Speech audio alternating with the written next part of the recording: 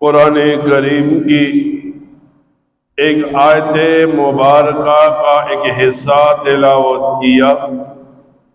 اللہ رب العزت ارشاد فرماتے ہیں کہ وہ لوگ جو اپنی عبادات اللہ کے ہاں قبول کرواتے ہیں وہی متقین ہیں، یعنی جن کی عبادتیں اللہ کے ہاں قبول ہوتی ہیں انہیں متقین کہا جاتا ہے۔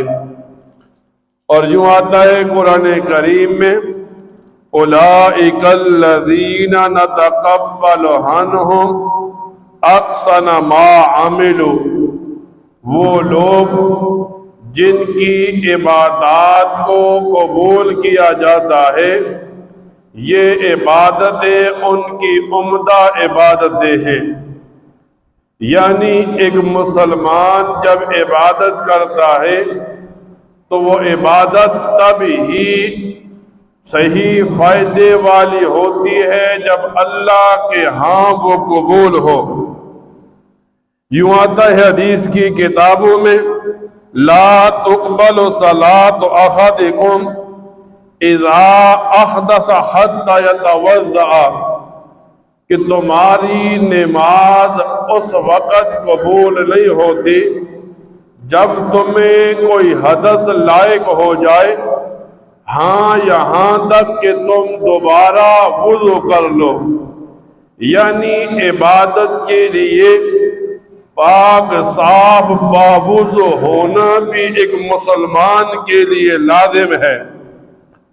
اور یوں آتا ہے کتابوں میں لا عبرت بالطاعت اذا لم یصحبها قبولا، کہ کسی مسلمان کی عبادت اس وقت تک نفع والی نہیں ہوتی جب تک کہ وہ اللہ کے ہاں قبول نہ ہو جائے۔ آج جب ہم نماز پڑھتے ہیں، ہم روزہ رکھتے ہیں، زکوٰۃ دیتے ہیں، حج کرتے ہیں، ساری عبادات کا مآخذ یہ بنتا ہے کہ یہ عبادات اللہ کے ہاں قبول ہو جائیں۔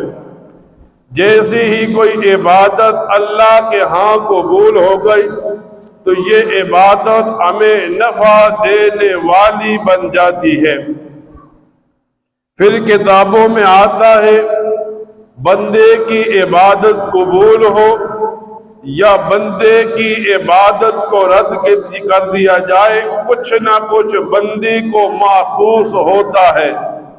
مثال کے طور پر یوں آتا ہے کتابوں میں کہ ایک مسلمان عبادت کرتا ہے اور وہ عبادت کرتے کرتے رسم و رواج سے، بدعات سے، برائیوں سے بچ جاتا ہے، اور وہ ویسے عبادت کرتا ہے جیسے شریعت مطہرہ نے سکھائی، جیسی عبادت نبی کریم صلی اللہ علیہ وسلم نے صحابہ کرام کو سکھائی۔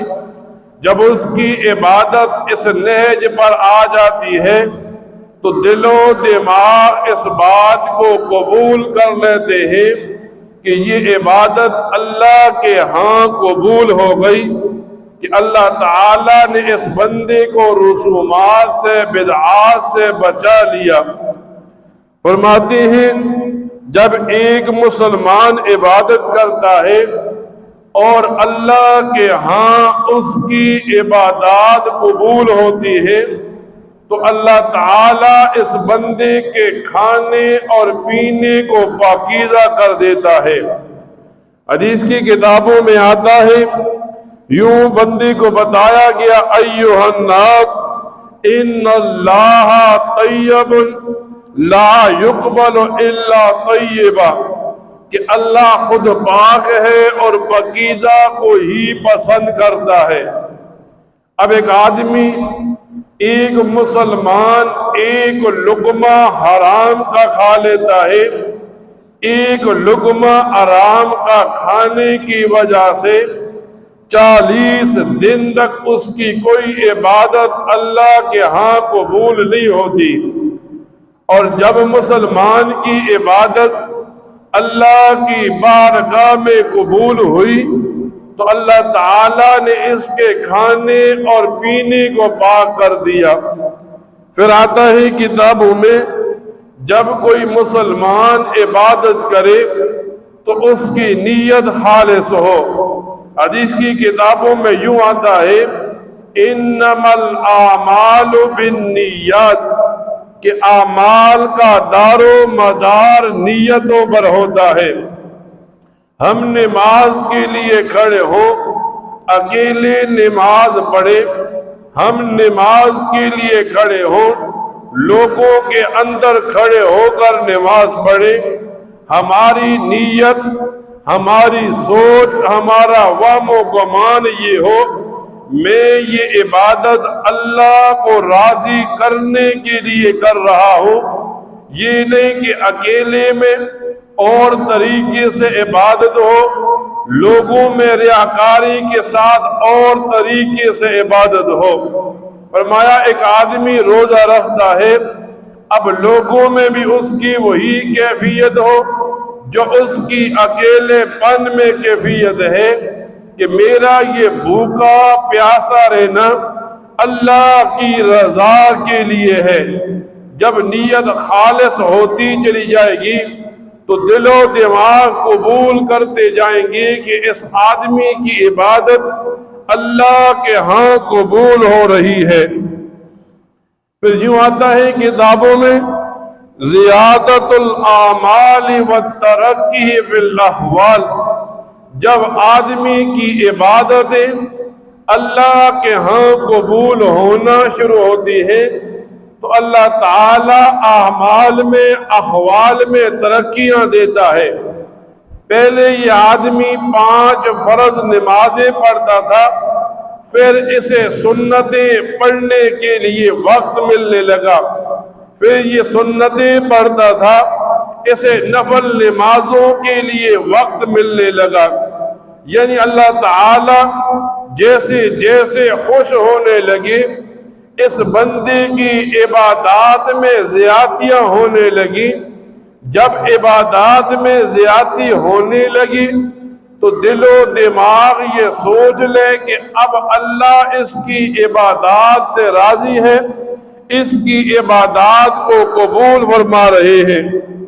فرماتے ہیں جب آدمی کی عبادت اللہ کے ہاں قبول ہوتی ہے اسے بتایا جاتا ہے المداومۃ علی العمل، اللہ اس عمل کو پسند کرتا ہے، اللہ تعالیٰ اس عمل کو قبول کرتا ہے جس پر مداومت ہو۔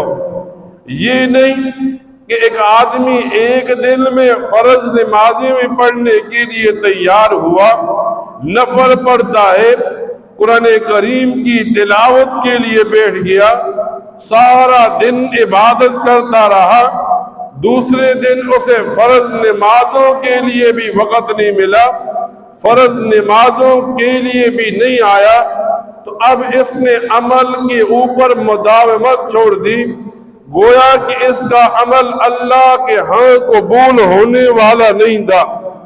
اور چھٹی یہ بات کہ جب اللہ تعالیٰ عبادت کو قبول کرتے ہیں تو بندے میں تقوی کو ڈال دیتے ہیں۔ تقوی کہتے ہیں نیکیوں کے راستوں پر چلنا، برائیوں کے راستوں کو چھوڑ دینا، حلال کو کھا لینا، حرام مشتبہات کو چھوڑ دینا۔ جب آدمی حلال کھاتا ہے، مشتبہات کو بھی چھوڑ دیتا ہے، تو یہ آدمی اپنے دل و دماغ میں سوچ لے کہ اس کی عبادت اللہ کے ہاں قبول ہونے لگی۔